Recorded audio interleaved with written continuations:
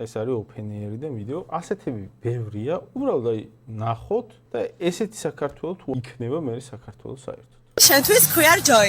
ჩემთვის queer joy არის საკუთარი თავის თვით გამოხატვა ზუსტად ისეთი როგორიც ხარ და შემდეგ ისეთი სტენდების და ადგილების ნახვა როგორიც არის მაგალითად ჩვენი თემი და სტენდი queer ინიციატივის სტენდი სადაც ვლაპარაკობთ ჭორავთ queer ისტორიებზე. ასეთი თუ გახდა, ანუ ქვაქვაზე ნუ დარჩენა ფეხებზე მკიდია ყველა, ვინც ინდიფერენტულია ამის მიმართ. ქვაქვაზე ნუ დარჩენილა ეგეთი თუ იქნება. მასეთი საქართველო არის რადიკალურად სხვა პროექტი, მასეთი საქართველოს შენება. არ არის ვაფშე საქართველოს. ეგ არ არის საქართველო.